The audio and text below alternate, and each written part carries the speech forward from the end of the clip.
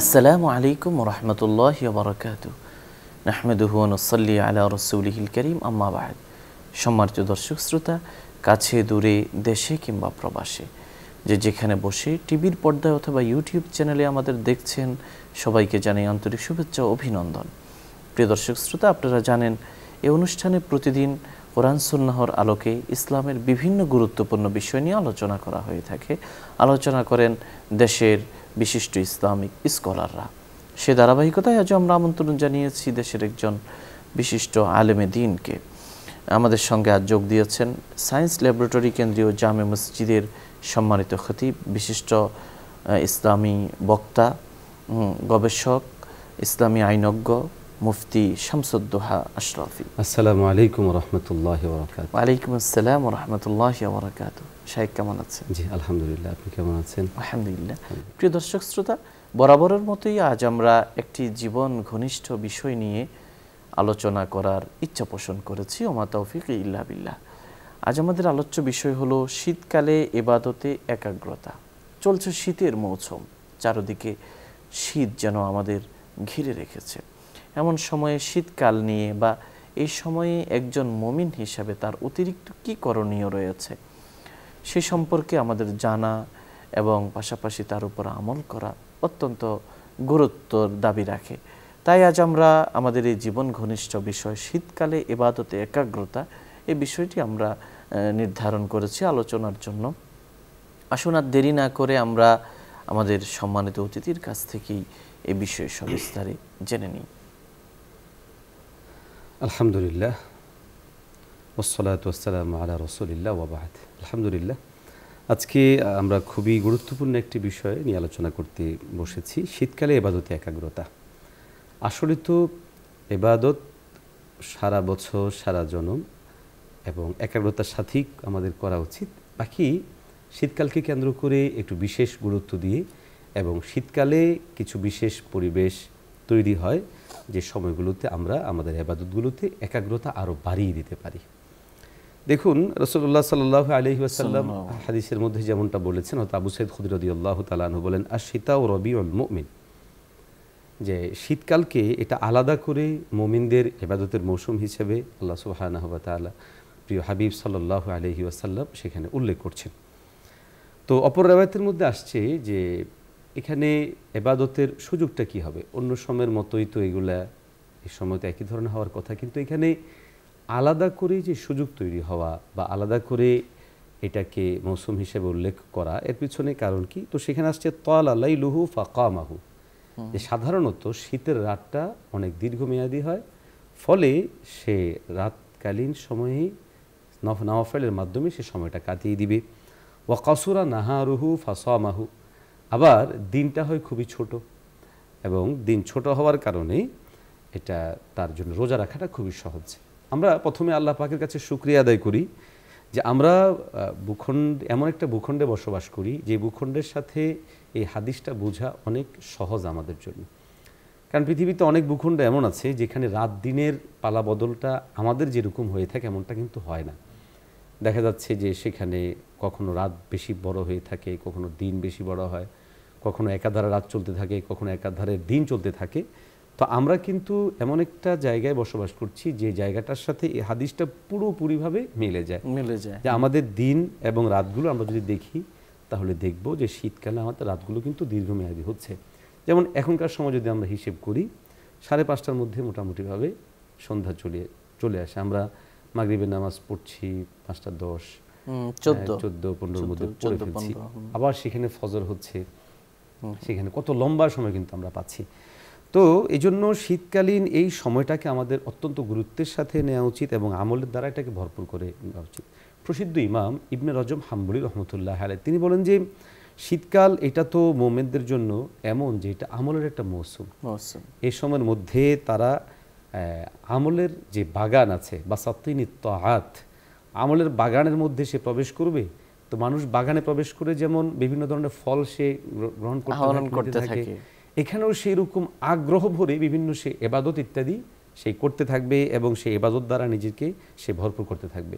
রাসূলুল্লাহ সাল্লাল্লাহু আলাইহি ওয়াসাল্লাম আরেক জায়গায় বলেছেন, আশ-শিতাউ আস-সাওমু ফিশ-শিতা আল-গানিমাতুল বারিদা, যে শীতকালীন সময়ে রোজা রাখা এটা তোমাদের জন্য হচ্ছে ঠান্ডা নেয়ামত, অর্থাৎ গনিমত। তো এমন গনিমত যেই গনিমতটা আমাদের জন্য ঠান্ডা, অর্থাৎ আমি সাধারণত রোজা রাখার ক্ষেত্রে মানুষের যেই জিনিসগুলো তার শারীরিকভাবে প্রভাব তৈরি করে, শীতকালীন সময়ে কেউ যদি রোজা রাখে তাহলে এই প্রভাবটা তার মধ্যে তৈরি হয় না। যেমন রোজাদারদের জন্য এটা কষ্টের জায়গা হয়ে দাঁড়ায় হচ্ছে তৃষ্ণার্ত হওয়া। অনেকে এমন আছেন যারা রোজা রাখতে গিয়ে আনইজি ফিল করেন, বড় একটা কারণ হচ্ছে যে তিনি তৃষ্ণা সহ্য করতে পারেন না। কিন্তু আলহামদুলিল্লাহ শীতের মৌসুমটায় এই পরিবেশ তৈরি হওয়া থেকে কিন্তু মানুষজন মুক্ত থাকতে পারে। হযরত ওমর ইবনুল খাত্তাব রাদিয়াল্লাহু তাআলা আনহু বলতেন যে আশ-শিতাউ গনিমাতুল আবিদিন, যে শীতকাল এটা হচ্ছে আবিদিনদের জন্য গনিমত। যে কোনো আবেদ যদি সে চেষ্টা করে যে আমি আমার পুরো সময়টাকে কাজে লাগাবো। দেখুন, আমরা গরমের তীব্রতার কারণে অনেক সময় অনেক ইবাদত খুব মনোযোগ সহকারে করতে পারি না, বা করার ক্ষেত্রে আমাদের সেখানে প্রতিবন্ধকতা তৈরি হয়। যেমন মসজিদগুলোতে, যে সমস্ত মসজিদে এসি আছে, এয়ার কন্ডিশনের ব্যবস্থা আছে, আমরা দেখি যে সেখানে মুসল্লিগণ আগে যান এবং সেখানে ধীরস্থিরতার সাথে ইবাদতগুলো পালন করতে পারেন। কিন্তু এর বিপরীতে যেখানে এসি নেই সেখানে কিন্তু দেখা যাচ্ছে যে মানুষজন দ্রুত ঢোকেন এবং সেখান থেকে দ্রুত আবার বের হয়ে যান। তো শীতের এই সময়টাই কিন্তু পুরো পরিবেশটাই কিন্তু এয়ার কন্ডিশনের মতো হয়ে যায়, অর্থাৎ শীতাতপ হয়ে যায়। সেখানে মানুষজন চাইলে খুব মনোযোগ সহকারে ইবাদত করার মতো একটা পরিবেশ তার তৈরি হয়। তাহলে একদিকে হচ্ছে সময়, রাতের সময়টা সে বেশি পাবে নফল ইবাদত করার জন্য। দ্বিতীয় হচ্ছে পরিবেশটাও যেহেতু ঠান্ডা থাকে, ঠান্ডা পরিবেশে খুব স্বাভাবিকভাবে ধীরস্থিরতার সাথে অনেক ইবাদত করতে পারে। আর কারো মনে হয়তো প্রশ্ন আসতে পারে যে আরও কিছু কষ্টের জায়গা তো তৈরি হয়, যেমন সেক্ষেত্রে পানি ব্যবহার করাটা কষ্ট। তো পানি ব্যবহার করা কষ্ট হলে অসুবিধা কি? হাদিস শরীফের মধ্যে রাসূলুল্লাহ সাল্লাল্লাহু আলাইহি ওয়াসাল্লাম সেটাকে তাআ আলাল মাকারে, অর্থাৎ এই অপছন্দনীয় অবস্থা বা কঠিন অবস্থা, কষ্টকর অবস্থার মধ্যে ইবাদত করার সওয়াবকে অনেক গুণে বাড়িয়ে দিয়েছেন। তো দেখা যাচ্ছে যে শীতকালটা আমাদের জন্য ইবাদত করার জন্য সহায়ক। আবার যে পরিবেশগুলোতে আমি হয়তো ইবাদতটা আদায় করতে গিয়ে কষ্ট করতে হবে, সেটার জন্য আবার আলাদাভাবে সওয়াব কিন্তু নির্ধারণ করে দেওয়া হলো।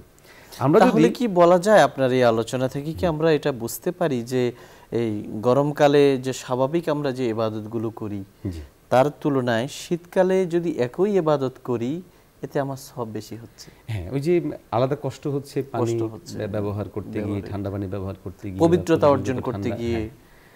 তো হযরত হাসান বসরি রাহিমাহুল্লাহ খুবই সুন্দর বলতেন, তিনি বলতেন নি'মা জামানুল মুমিনি আশ-শিতা, যে মুমিনদের জন্য এটা তো খুবই উত্তম একটা সময়, সেটা হচ্ছে যে শীতকালীন সময়টা। কেন? লাইলুহু তাওয়িলুন ইয়াকুমু, যে সে রাতটাকে অনেক লম্বা পাবে, তো সে আল্লাহর জন্য সেখানে দাঁড়িয়ে যাবে, অর্থাৎ নফল নামাজ পড়বে। ওয়া নাহারুহু কাসিরুন ইয়াসুমুহু, আর তার দিনের বেলাটা হবে খুব ছোট, তো সে তখন সেখানে রোজা রাখবে। তো হযরত আবু হুরায়রা রাদিয়াল্লাহু তাআলা আনহু তিনি শীতের রাতটাকে তিনি 3 ধরনের কাজে ব্যয় করতেন, বা তিনি এটাকে 3 ভাগে ভাগ করতেন। একটা অংশে তিনি ঘুমাতেন, একটা অংশে তিনি কিয়াম করতেন তথা তিনি নফল নামাজ ইবাদত পড়তেন, আরেকটা অংশে তিনি ইলমে দ্বীন তলব করতেন। দেখেন, প্রতিটা মানুষ শীত কিন্তু তার নিজের যেই পরিকল্পনা, সেটা তার লক্ষ্য উদ্দেশ্যকে সামনে রেখে পরিকল্পনা সাজায়। একজন আল্লাহ ভক্ত, আল্লাহ ভীরু বান্দা, সে কিন্তু শীতকালটাকে তার জন্য আল্লাহর কাছাকাছি হওয়ার একটা উপায়, উপকরণ মনে করে এটাকে সে সেভাবে প্ল্যান করছে, তৈরি করছে, সাজাচ্ছে। আমরা জানি হযরত আবু হুরায়রা রাদিয়াল্লাহু তাআলা আনহু, তিনি যাকে আমাদের রাইসুল মুহাদ্দিসিন বলা হয়, মুহাদ্দিসদের মধ্যে যিনি সর্বশ্রেষ্ঠ ছিলেন, তিনি হচ্ছেন হযরত আবু হুরায়রা রাদিয়াল্লাহু তাআলা আনহু। আবু হুরায়রা রাদিয়াল্লাহু তাআলা আনহু শীতের এই রাতটাকে কিছু সময় ঘুমাতেন, কিছু সময় নামাজ পড়তেন এবং কিছু সময় তলবুল ইলম তথা ইলম অন্বেষণের মধ্যে কাটাতেন। কিন্তু দুর্ভাগ্যজনক, আমরা যদি একটু আত্মসমালোচনা করি তাহলে আমাদের সময়গুলো কিভাবে কাটছে। আমাদের যুবকদের বিশাল একটা অংশ এই শীতকালীন সময়গুলোকে কেন্দ্র করে দীর্ঘমেয়াদী রাত্র, তো দেখা যাচ্ছে যে বন্ধু বান্ধব নিয়ে ঘোরা, গাড়ি নিয়ে সেখানে গাড়িতে বিকট শব্দে সাউন্ড বক্স বাজানো, অথবা বিভিন্ন জায়গায় ঘুরতে গিয়ে সেখানে রাত্রিযাপন করা এবং সেই রাত্রিযাপনকালীন সময় বিভিন্ন পাপাচারে লিপ্ত হওয়া, এই ধরনের কিন্তু ভয়াবহ কার্যক্রমগুলো সেখানে হয়ে থাকে। তারপর দেখা যাচ্ছে যে এখন সোশ্যাল অ্যাক্টিভিটি যেটা আছে সোশ্যাল মিডিয়াগুলোতে, সেখানেও দেখা যায় যে ব্যাপকভাবে তাদের অ্যাক্টিভিটি বা আমাদের অ্যাক্টিভিটিগুলো দেখা যায়। তো দেখা যাচ্ছে যে আমরা আমাদের এই গুরুত্বপূর্ণ সময়টার বিশাল একটা অংশকে বিভিন্নভাবে নষ্ট করছি। কাজে লাগানো যেটা দরকার ছিল সেটা কিন্তু আমরা করছি না। তো আমি মনে করি যে শীতকাল এখানে ইবাদতগুলো করার জন্য একটা আলাদা পরিবেশ তৈরি হয়, আলাদা সুযোগ তৈরি হয়, যে সুযোগটা আল্লাহ সুবহানাহু ওয়া তাআলা করে দেন। তো অন্য সময়ও সে সুযোগ থাকে, কিন্তু এই সময়ের পরিবেশটা শীত থাকার কারণে, পরিবেশটা ঠান্ডা হওয়ার কারণে, বরং এই সময়ের মধ্যে পরিবেশটা আমাদের জন্য এমন উপযোগী হয়, যেমনটা আমরা বলতে পারি যে এটা আমাদের ইবাদতের একটা মৌসুমে পরিণত হয়। এখন আমরা কি কি ইবাদত করব? দেখুন, আমরা যদি শীতকাল কেন্দ্রিক লক্ষ্য করি, তো আমাদের উপমহাদেশে আমরা খেয়াল করব যে শীতকালীন আমাদের খাদ্য ইত্যাদি, বিশেষ করে শাক সবজি ইত্যাদি কিন্তু প্রচণ্ড পরিমাণে বেড়ে যায়, এবং আল্লাহ সুবহানাহু ওয়া তাআলা এই সময়ে এই ধরনের খাদ্য জাতীয় বিভিন্ন এই নিয়ামতগুলো আমাদেরকে দান করেন। অতএব এই নিয়ামতগুলো আমরা যখন গ্রহণ করছি খাদ্য, তখন আমরা এই জায়গাটায় আল্লাহ সুবহানাহু ওয়া তাআলার শুকরিয়া আদায় করতে পারি। যেমন ধরেন এই সময়টায় প্রচুর পরিমাণে শাক সবজি ইত্যাদি আসছে, আমাদের খাবার ইত্যাদি। অতএব এই জায়গাটায় আমরা আল্লাহ পাকের আলাদা করে শুকরিয়া আদায় করতে পারি। তো শুকরিয়া এটা যেমন আলহামদুলিল্লাহ আল্লাহ তাআলা শুকরিয়া আদায় করা জবানে, সেটাও হতে পারে। দ্বিতীয়ত হচ্ছে যে এই যে খাদ্যগুলো, এই খাদ্যগুলোর যথাযথ ব্যবহার করা, কোন অবস্থাতে যেন খাদ্য নষ্ট না হয় সেদিকটাতে আমাদের অবশ্যই খেয়াল করাটা জরুরি। শীতকালকে কেন্দ্র করে আমাদের আলাদা পোশাক আমরা পরিধান করি। অতএব এই যে আমি পোশাক পরিধান করলাম, পোশাক প্রাপ্ত হলাম, তো এটার জন্য আমি আলাদা শুকরিয়া আদায় করা উচিত। কারণ পৃথিবীতে বহু মানুষ এমন আছেন যারা, আমি যতটুকু শীতের বস্ত্র আমি গ্রহণ করতে পেরেছি বা পেয়েছি বা ব্যবহার করতে পারছি, তারা কিন্তু অতটুকু ব্যবহার করতে পারছে না, তাদের অতটুকু নেই। অতএব আমি আমার দিকে তাকিয়ে এই শুকরিয়াটা আদায় করতে পারি। আরেকটা যেটা করতে পারি সেটা হচ্ছে পাশাপাশি যারা বস্ত্রহীন আছে, আমি তাদের পাশে দাঁড়াতে পারি, এবং তাদের পাশে দাঁড়ানোর মাধ্যমে কিন্তু আমি এখানে শুকরিয়া আদায় করতে পারি। শীতকালীন সময়ে ইবাদতের মধ্যে আমরা একটা বেশি আরেকটা ইবাদত যেটা করতে পারি সেটা হচ্ছে নফল রোজা পড়া। যেমনটা আমরা আগের সাল্লাল্লাহু আলাইহি সাল্লাম বক্তব্য, সাহাবায়ে কেরামদের বক্তব্য, তাবিঈনদের বক্তব্য এবং পূর্বসূরীদের বক্তব্য থেকে আমরা পেয়েছি যে শীতের এই সময়টায় রাত যেহেতু অনেক দীর্ঘমেয়াদী ও লম্বা হয়, অতএব এই সময়টাতে আমাদের নফল রোজা বেশি করে রাখা চাই দিনে, আর রাতের বেলা হচ্ছে আমাদের অবশ্যই বেশি বেশি করে নফল পড়া উচিত। রাসূলুল্লাহ সাল্লাল্লাহু আলাইহি ওয়াসাল্লাম কিন্তু নফল ইবাদতের প্রতি খুব বেশি মনোযোগী ছিলেন, এবং নবীজি সাল্লাল্লাহু আলাইহি ওয়াসাল্লাম নফল ইবাদত খুব বেশি পরিমাণে করতেন। তো উম্মতি হিসেবে আমাদের জন্য এটা জরুরি যে আমরা ইনশাআল্লাহ নফল রোজা বেশি বেশি রাখবো এবং নফল নামাজও বেশি বেশি করে পড়বো ইনশাআল্লাহ। শীতকালীন সময়ে ইবাদত, নফল রোজার কথা যেমনটা আপনি বলছিলেন, নফল রোজা যদি কন্টিনিউ কেউ রাখতে না পারে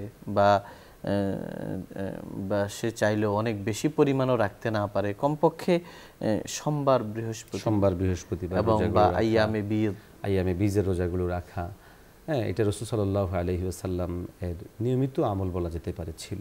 অতএব এটা আমরা নিয়মিতই করতে পারি। আর বিশেষ করে আমাদের মা বোন যাদের বিভিন্ন কারণে সন্তান হয়েছে অথবা তাদের বিশেষ ঋতুস্রাবের কারণে অনেক সময় দেখা যায় ভাঙতি রোজা, আমরা ভাঙতি রোজা যেগুলো আছে, এই ভাঙতি রোজাগুলোকে এই সময়ে রাখার একটা গুরুত্বপূর্ণ সময় এবং সুযোগ বলা যেতে পারে। অর্থাৎ এই সময়টাতে রোজাগুলো যদি তারা রেখে দেন, তাহলে এটা খুব সহজেই তারা সেই রোজাগুলোকে পূর্ণ করতে পারে। এর বাইরে আমরা দেখি যে অনেক নারী নন, পুরুষ ভাইরাও রয়েছেন যাদের অসুস্থতাজনিত কারণে বা কোনো কারণে রমজানের রোজা একটা দুটা রোজা কাজা হয়ে গেছে বা কোনো ছুটে গেছে বা সফরের কারণে হতে পারে, যৌক্তিক কারণ যেগুলো ছিল অনুমোদিত কারণে।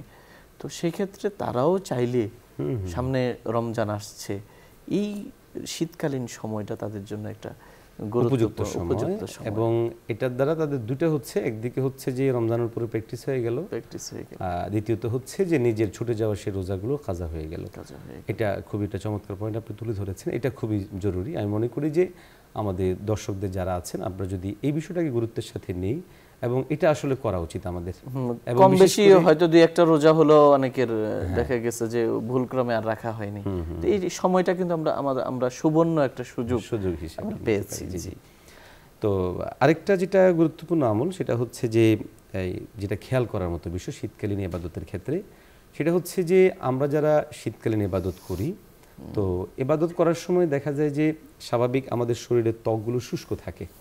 তো ওযু গোসলের ক্ষেত্রে আমাদের অত্যন্ত সতর্ক সাবধান থাকা জরুরি।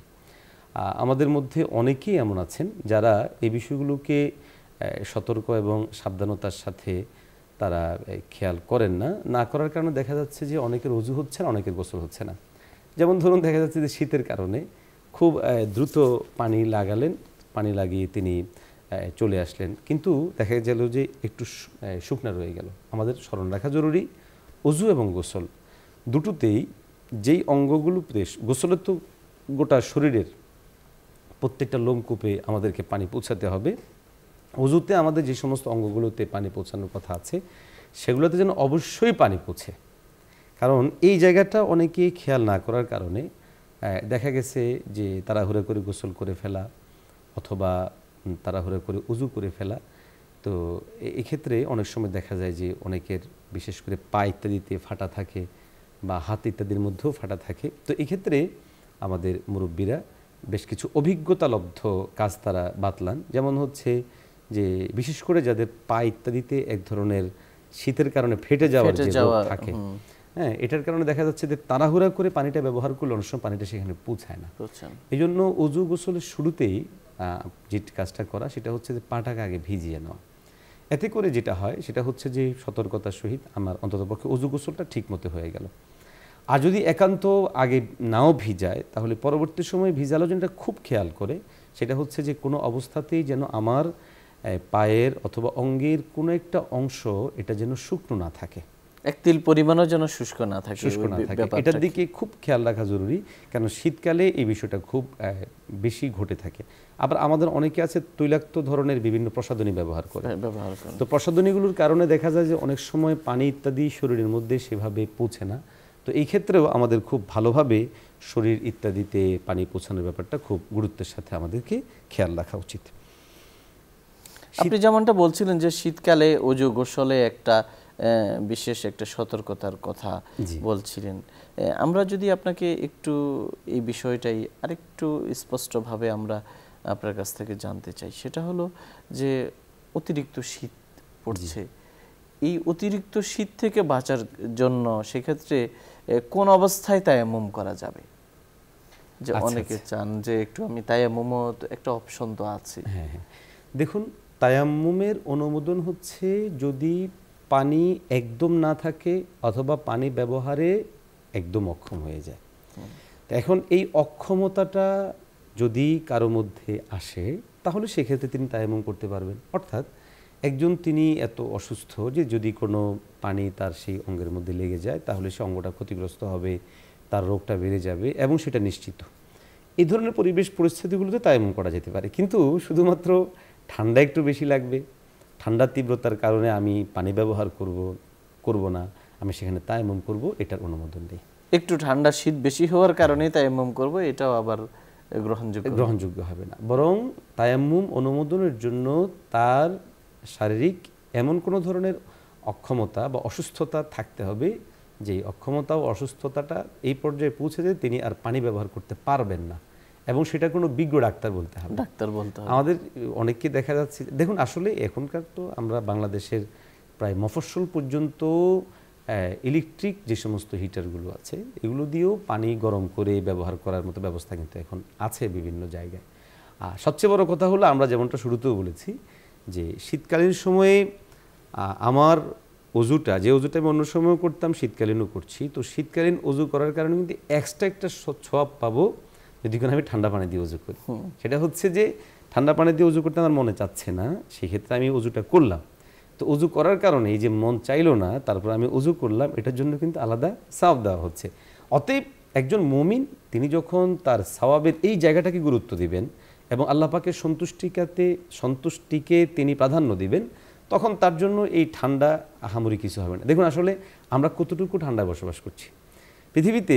আপনি যদি গুগলে সার্চ করেন বহু দেশ এমন পাওয়া যাবে, বহু ভিডিও এমন পাওয়া যাবে যে কোনো একটা গ্লাস নিয়ে গ্লাসের পানিগুলো যদি এভাবে থ্রু করে তো পানিটা উঠেছে আর নামতে পারেনি, এর মধ্যেই কিন্তু পানিটা শীতল হয়ে গিয়েছে। এমনও তো বহু দেশ আছে যেখানে এই পরিমাণ ঠান্ডা পড়ে। অথবা তিনি এই বাহিরে ঘুরছেন, তো বাহিরে ঘোরার সময় তার এই যে দাড়িগুলো এগুলোতে এত পরিমাণ বরফ পড়েছে যে বরফ একদম জমে গিয়েছে, পরে এগুলোতে ভাঙতে হচ্ছে।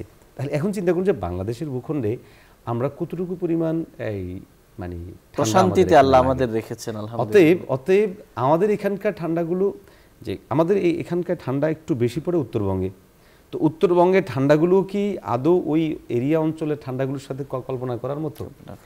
পৃথিবীর বিভিন্ন দেশ এমন আছে যেখানে তারা রাত্রিবেলা যখন বাসায় ঢোকেন তো দরজা খুলে ঢোকেন, কিন্তু সকালবেলা বের হওয়ার সময় স্বাভাবিকভাবে দরজা থেকে বের হতে পারছেন না। সেখানে লোকজনকে খবর দিতে হচ্ছে, তারা আসেন, এসে বাসার সামনে যে বিশাল বড় বড় বরফ জমে গেছে সেই বরফগুলোকে কেটে সরিয়ে ফেলতে হয়, তারপর তারা ঢুকতে হচ্ছে। অতএব আমরা আল্লাহ প্রদত্ত এই আবহাওয়াটার অবশ্যই শুকরিয়া করা উচিত। হ্যাঁ, আমাদের এই ভিডিও বহির্বিশ্ব থেকে যে সমস্ত ভাইরা দেখবেন যেখানে ভয়াবহ ধরনের ঠান্ডা, এবং সেই ঠান্ডাটা আপনাদের শরীরের জন্য নিশ্চিত প্রকারে মানে জীবননাশক পর্যায়ে যদি কোনো হয়, তাহলে সেক্ষেত্রে আপনি তায়াম্মুম করতে পারবেন, সেটার অনুমতি আছে। কিন্তু আমরা যে কথাটা বলছি এটা হচ্ছে স্বাভাবিক পর্যায়ে। একটা মূলনীতি আমাদের মনে রাখা জরুরি যে আমি বিকল্পটার দিকে তখনই যাব যখন একের পর এক বিকল্প আমাকে কিন্তু ধারাবাহিক করতে হবে। আমি ঠান্ডা পানি ব্যবহার করতে পারছি না, গরম পানি ব্যবহার করব। গরম পানির কোনো ব্যবস্থা নেই, আর ঠান্ডা পানিটা এত ঠান্ডা যে আমি এটা ব্যবহার করলে আমার জীবন শেষ হয়ে যাওয়ার সম্ভাবনা আছে, আমার রোগ বেড়ে যাওয়ার সম্ভাবনা আছে, তখন সেটার অনুমতি আমাদের জন্য হতে পারে। যে আপনি বলছিলেন এই শীতকালে ইবাদতে একাগ্রতা সম্পর্কে, শীতকালে যে সমস্ত বিষয়গুলো আমাদের ইবাদতের একাগ্রতার ক্ষেত্রে, দেখুন শরিয়া আমাদের জন্য অনেকগুলো ছাড় এবং সুযোগ রেখেছে। যেমন আমাদের যারা ঠান্ডার সমস্যা আছে, তো বিশেষ করে পা একটা ঠান্ডার বড় ধরনের জায়গা, তো এখন এই পায়ের জন্য কিন্তু মোজা পরে সেখানে আপনি যদি সরেই মুসাফির হন সেক্ষেত্রে 3 দিন 3 রাত পর্যন্ত সেখানে মাসাহ করা, আর যদি মুকিম হন সেখানে 1 দিন 1 রাত পর্যন্ত কিন্তু মাসাহ করার সুযোগ রয়েছে আমাদের জন্য। তো আমাদের এটা অবশ্য খেয়াল রাখা চাই, সেটা হচ্ছে যে ওই মোজাগুলো মানে আমাদের স্বাভাবিক কাপড়ের যে মোজা, এই কাপড়ের মোজা না, কিন্তু সেই মোজাগুলোর জন্য শরীর দৃষ্টিকোণ থেকে নির্দিষ্ট পরিমাণ শর্ত দেওয়া আছে। তো সেই শর্তগুলোকে মোটামুটিভাবে আমাদের দেশে যে চামড়ার মোজা যেগুলো পাওয়া যায়, চামড়ার মোজা, এই মোজাগুলোতে বা প্লাস্টিকের মোজা যেগুলো একদম অথবা মোটা, এমন মোটা যার উপর হাঁটা যায়, এগুলোর মোজা মোটামুটিভাবে সেটা অনুমোদন রাখে, যেগুলো পানি ঢোকে না, হ্যাঁ, বা ইয়ে হয় না এগুলো। তো মোজার মধ্যে মাসাই করার ক্ষেত্রে আমাদেরকে মাসালা জেনে রাখা জরুরি। আমাদের অনেককে দেখা যায় যে তিনি মুকিম, 3 দিন পর্যন্ত তিনি মোজা পরে রাখছেন এবং মাসাহ করতেছেন, অথচ তার এই মাসালাটা কিন্তু জানা নেই। তো শীতকালীন সময়ে আমরা মোজা মাসাহের এই আমলটা কিন্তু করতে পারি। গরম সময় অনেক সময় এটা সুযোগ হয়ে ওঠে না, কারণ প্রচণ্ড গরমের কারণে হয় না। তো শীতকালীন মোজা পরিধান করে মোজার উপরে মাসাহ করার একটা সুযোগ আমাদের রয়েছে। আমরা শীতকালকে কেন্দ্র করে ইবাদতের মধ্যে মনোযোগ তৈরি করতে পারি এবং বেশি বেশি জাহান্নাম থেকে আমরা আল্লাহ সুবহানাহু ওয়া তাআলার কাছে মুক্তি চাইতে পারি।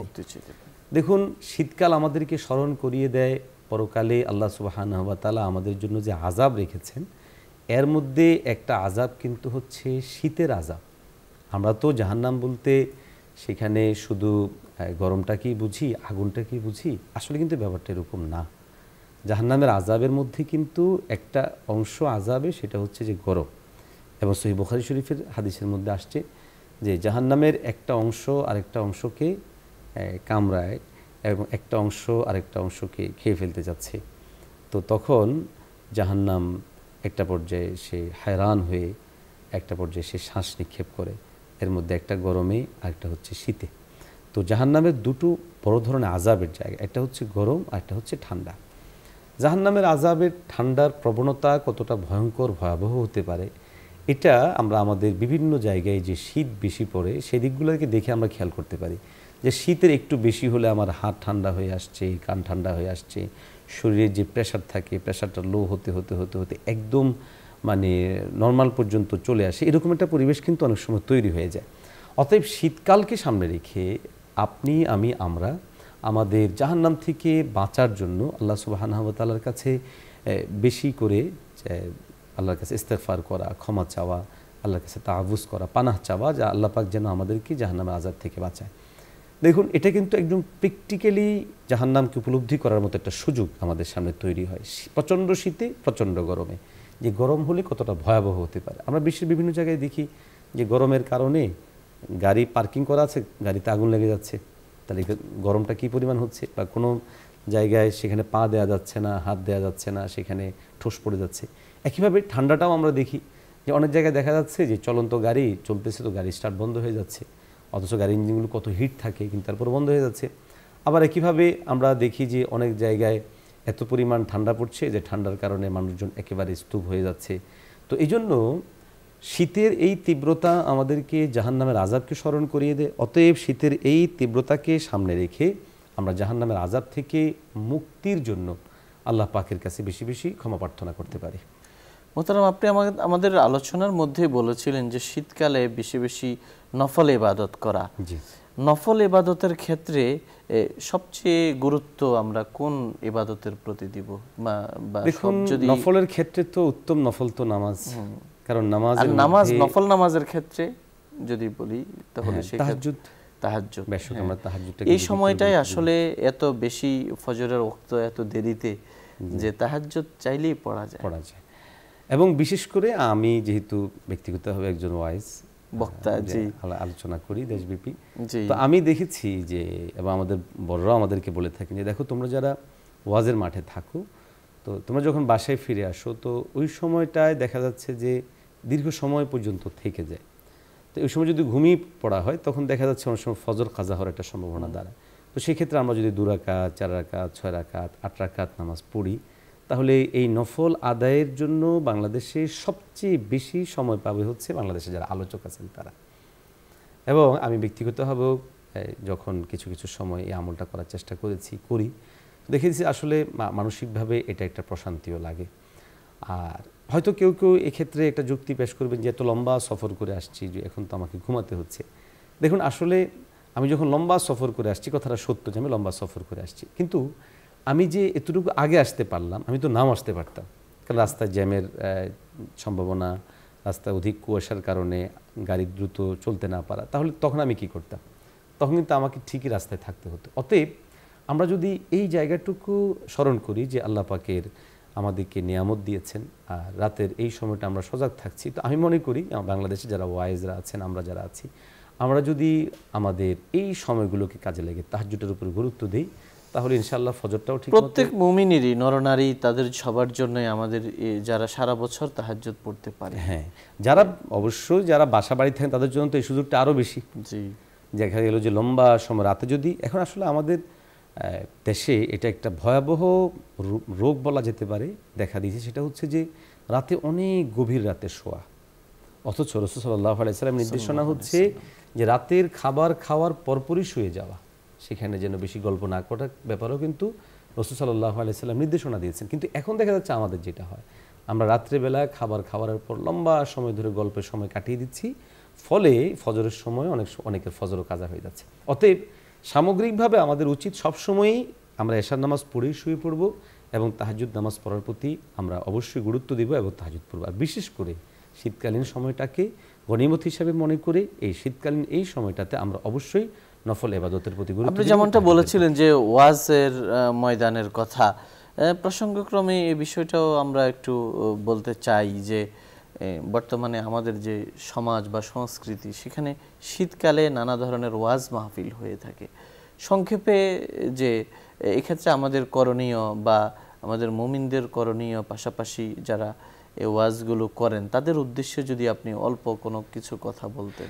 দেখুন, ওয়াজ মাহফিল ইত্যাদি, ওয়াজের মূল উদ্দেশ্যটা হচ্ছে যে মানুষদেরকে আল্লাহ ও তার রাসূলের বিভিন্ন বক্তব্যগুলো শুনিয়ে দেওয়া এবং মানুষদেরকে আমলের উপর উঠানো, তাদের ঈমান বৃদ্ধির জন্য চেষ্টা করা এবং সামগ্রিকভাবে তাদের আত্মিক যে ইবাদতের মনোযোগী করা। অতএব যারা আলোচক হবেন তাদের অবশ্যই খেয়াল করা উচিত আমার আলোচনা যেন কোরআন এবং সুন্নাহ থেকে বিষয়গুলো থাকে এবং মানুষদেরকে আখিরাতমুখী করার একটা ফিকির যেন হৃদয়ে থাকে।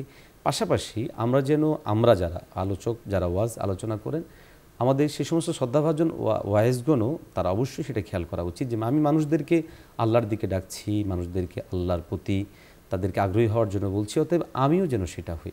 অর্থাৎ আমি তাদেরকে বলছি এবং তারাও যেন হয়। আরেকটা হচ্ছে যেটা দেখুন, আমাদের ওয়াজ মাহফিল যারা আয়োজন করে থাকেন, এটা আমার একটা স্পেশালি আলাদা একটা রিকোয়েস্ট থাকবে, সেটা হচ্ছে যে অনেক জায়গায় দেখা যায় আসলে সময়ের প্রতি গুরুত্ব দেওয়া হচ্ছে না। এখন দেখা যায় রাত্র, এই শীতকালীন রাতও 1টা-2টা পর্যন্ত প্রোগ্রাম করার কোনো মানে হয় না।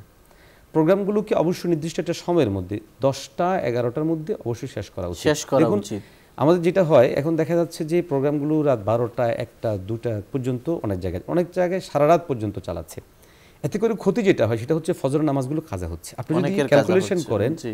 আপনি দেখবেন যে আমাদের যেহেতু সন্ধ্যা এখন 5টার পরপরই হয়ে যাচ্ছে, তাহলে মাগরিবের নামাজ থেকে নিয়ে শুরু করে যদি প্রোগ্রামগুলো রাত 11টা পর্যন্ত চলে তাহলে 6 ঘন্টার বেশি সময় পাওয়া যাচ্ছে। তাহলে 6 ঘন্টার বেশি সময় ধরে যদি কোনো এখানে এক একজন আলোচক করেও 1 ঘন্টা করে দেওয়া হয়, 6 জন আলোচক লাগবে।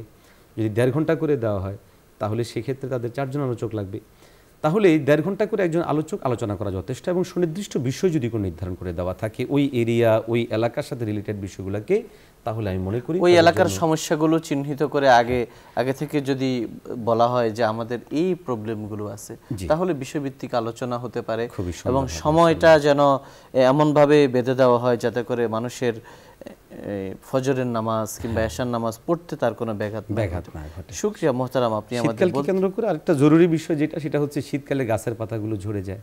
জি, অতএব গাছের পাতাগুলো ঝরার দিকে তাকিয়ে আমরাও আমাদের নিজেদের যে গুনাহগুলোকে সেগুলো ঝরানোর প্রতি আমরা পরিকল্পনা করতে পারি। শুকরিয়া মোহতারাম, আপনি আমাদের বলছিলেন শীতকালে ইবাদতে একাগ্রতা সম্পর্কে। প্রিয় দর্শক শ্রোতা, আমরা মুগ্ধ হয়ে শুনছিলাম আমাদের সম্মানিত শায়েখের আলোচনার এই পর্যায়ে আমরা সংক্ষিপ্ত মোনাজাতে অংশগ্রহণ করব। আপনারা চাইলে আমাদের সঙ্গে মোনাজাতে শামিল হতে পারেন। আলহামদুলিল্লাহি রাব্বিল আলামিন والصلاة والسلام على أشرف الأنبياء والمرسلين وعلى آله وصحبه أجمعين. ربنا ظلمنا أنفسنا وإن لم تغفر لنا وترحمنا لنكونن من الخاسرين. ربنا فاغفر لنا ذنوبنا وكفر عنا سيئاتنا وتوفنا مع الأبرار. رب ارحمهما كما ربياني صغيرا. رب ارحمهما كما ربياني صغيرا. মাওলাই কারীম আয় আল্লাহ, আমরা যারা হাত তুলেছি আমাদের সবাইকে আপনি কবুল আর মঞ্জুর করে নেন। মাওলাই কারীম আয় আল্লাহ, আপনি আমাদেরকে আপনার প্রিয় বান্দা হিসেবে কবুল করে নেন। মাওলাই কারীম আয় আল্লাহ, আপনি আমাদেরকে বানিয়েছেন, আমাদেরকে সৃষ্টি করেছেন। আয় আল্লাহ, পৃথিবীতে পাঠিয়েছেন, হায়াত দিয়েছেন। আয় আল্লাহ, বিভিন্ন প্রকারের নেয়ামত আমাদেরকে দান করেছেন। মাওলাই কারীম আয় আল্লাহ, আমাদেরকে যাবতীয় নেয়ামতগুলোর যথাযথ ব্যবহার করার তৌফিক দান করেন। মাওলাই কারীম আয় আল্লাহ, আমরা আপনার বান্দা, আপনি আমাদের মনিব, আমরা আপনার গোলাম, আপনি আমাদের মালিক। আয় আল্লাহ, আমরা তো আপনার কাছেই চাইব। মাওলাই কারীম, আমরা আপনার কাছে আমাদের নেক হায়াত কামনা করি, আপনি আমাদেরকে নেক হায়াত দান করেন। আয় আল্লাহ, আপনার কাছে আমরা হালাল রিজিক চাই, আপনি আমাদেরকে হালাল রিজিক দান করেন। আয় আল্লাহ, আমরা হারাম থেকে বেঁচে থাকতে চাই। যত ধরনের হারাম আছে, খাদ্যে হারাম, আচরণে হারাম, ইবাদতে হারাম, আয় আল্লাহ, ব্যবসা বাণিজ্যে হারাম, সম্পর্কে হারাম, সমস্ত হারাম বস্তু থেকে, হারাম জিনিস থেকে আমরা বেঁচে থাকতে চাই। আপনি আমাদেরকে তৌফিক দান করেন। মাওলাই কারীম আয় আল্লাহ, আমাদেরকে সদা সর্বদা সবসময় হালাল কাজে, হালাল পথে, হালাল পন্থায় আমাদেরকে চলার তৌফিক দান করেন। মাওলাই কারীম আয় আল্লাহ, আজকের এই প্রোগ্রামকে আপনি কবুল আর মঞ্জুর করে নেন। মাওলাই কারীম আয় আল্লাহ, এখন শীতকাল চলছে, শীতকালের এই সময়টাকে কাজে লাগিয়ে আমরা যেন আপনার নিকটবর্তী হতে পারি, কাছাকাছি হতে পারি। আয় আল্লাহ, আপনার প্রিয় বান্দারা বলেছেন শীতকাল হলো মুমিন বান্দাদের জন্য ইবাদতের মৌসুম। আয় আল্লাহ, শীতকাল হলো মুমিন বান্দাদের জন্য বাগানে প্রবেশ করার মতো। আয় আল্লাহ, বাগানে প্রবেশ করে মানুষ যেমন বিভিন্ন ফল ফলাদি ইত্যাদি বিভিন্নভাবে নিতে থাকে, আল্লাহ আপনার প্রিয় বান্দারা বলেছেন শীতকালের এই সময়টা ইবাদতগুলো করার, বিভিন্ন রঙের বিভিন্ন রূপের ইবাদত করে করে নিজেদের খাজানা ভরপুর করার সময়। আয় আল্লাহ, আজকে আপনি আমাদেরকে তৌফিক দান করেন। মাওলাই কারীম আয় আল্লাহ, আমাদেরকে আপনার প্রিয় বান্দা হিসেবে কবুল করেন। আয় আল্লাহ, শীতের প্রচণ্ডতা থেকে আমরা অনুভব করতে পারি জাহান্নামে আপনি যে আযাব রেখেছেন, ঠান্ডার আযাব। আয় আল্লাহ, এই ঠান্ডার আযাব সহ্য করার মতো ক্ষমতা আমাদের নাই। আয় আল্লাহ, আমরা ক্ষমা চাই, আপনি আমাদেরকে মাফ করে দেন। আয় আল্লাহ, আমরা আপনার কাছে ক্ষমা চাই, আপনি আমাদেরকে মাফ করে দেন। আয় আল্লাহ, ঠান্ডা জনিত বিভিন্ন রোগ থেকে আমাদেরকে আপনি হেফাজত করেন। আয় আল্লাহ, এই শীতকালকে আমাদের জন্য আপনি নিয়ামত হিসেবে দিয়েছেন, আমরা যেন নিয়ামত হিসেবে ভোগ করতে পারি, ব্যবহার করতে পারি, সেই তৌফিক দান করেন। আয় আল্লাহ, এই শীতকালে আমরা যেন কোনো গুনাহে লিপ্ত না হয়ে পড়ি। আয় আল্লাহ, শীতকাল পেয়ে আমরা যেন বেশি বেশি নফল নামাজ পড়তে পারি, নফল রোজা করতে পারি। আয় আল্লাহ, লম্বা করে আপনার দরবারে সেজদা দিতে পারি, সেই তৌফিক আমাদেরকে দান করেন। আয় আল্লাহ, আমাদেরকে নিয়মিত তাহাজ্জুদ গুজার বানিয়ে দেন, আমরা যেন নিয়মিত তাহাজ্জুদ পড়তে পারি, সেই তৌফিক আমাদেরকে দান করেন। মাওলায়ে কারীম, আয় আল্লাহ, আপনি আমাদের যাবতীয় ইবাদতগুলোকে কবুল আর মঞ্জুর করে নেন। মাওলায়ে কারীম, আয় আল্লাহ, আল্লাহ, আমরা আপনার কাছে ক্ষমা চাই, আপনি আমাদেরকে মাফ করেন। মাওলায়ে কারীম, আয় আল্লাহ, আজকের আয়োজনকে আপনি কবুল করেন। এই আয়োজনে যারা ভূমিকা রেখেছে, উদ্যোগ নিয়েছে, সার্বিকভাবে সহযোগিতা করছে, তাদের সবাইকে আপনি নেক হায়াত দান করেন, বেশি বেশি করে নেক কাজ করার তৌফিক দান করেন। আল্লাহ, বিশেষ করে বসুন্ধরা গ্রুপের সম্মানিত চেয়ারম্যান সাহেব সহ সমস্ত দায়িত্বশীলদেরকে সদা সর্বদা নেক কাজে থাকার তৌফিক দান করেন, নেক আমল বেশি বেশি করে করার তৌফিক দান করেন। আল্লাহ, দেশব্যাপী বিভিন্ন মসজিদ মাদ্রাসা যেভাবে খেদমত করছে, আরও বেশি বেশি করে করার তৌফিক দান করেন। মিডিয়ার মাধ্যমে দ্বীন, ঈমান ও ইসলামকে বিশ্বময় ছড়িয়ে দেওয়ার তৌফিক দান করেন। মাওলায়ে কারীম, আয় আল্লাহ, আমাদেরকে আপনার দ্বীনের খাদেম হিসেবে কবুল করেন। আল্লাহ, দ্বীনের খাদেমদের সহযোগী হিসেবে আমাদেরকে আপনি কবুল আর মঞ্জুর করে নেন। মাওলায়ে কারীম, আয় আল্লাহ, আপনার কাছে আবারও বলি, আয় আল্লাহ, শীতকালে যেমন গাছের পাতাগুলো ঝরে যায়, পড়ে যায়, আয় আল্লাহ, শীতকালে সংস্পর্শ পেয়ে আমাদের গুনাহগুলো যেন এইভাবে ঝরে যায়, সেইভাবে আমাদেরকে তাওবা ইস্তিগফার করার তৌফিক দান করেন, ইবাদত করার তৌফিক দান করেন। মাওলায়ে কারীম, আয় আল্লাহ, এই শীতকাল যেন অবহেলায়, অবজ্ঞায় বিভিন্নভাবে যেন আমরা নষ্ট না করি। আয় আল্লাহ, আমাদেরকে নষ্ট করা থেকে বেঁচে থাকার তৌফিক দান করেন। ওয়া সাল্লাল্লাহু তাআলা আলা খায়রি খালকিহি মুহাম্মদ ওয়া আলা আলিহি ওয়া সাহবিহি আজমাইন। আমিন আমিন বিরহমাতিকা ইয়া আরহামার রাহিমিন। প্রিয় দর্শক শ্রোতা, এতক্ষণ ধরে অত্যন্ত ধৈর্য সহকারে আপনারা শুনছিলেন আপনাদের প্রিয় অনুষ্ঠান আলোকিত প্রতিদিন। পুরো সময় আমাদের সঙ্গে থাকার জন্য ধন্যবাদ। ওমা আলাইনা ইল্লাল বালাগ। আসসালামু আলাইকুম ওয়া রাহমাতুল্লাহি ওয়া বারাকাতুহু।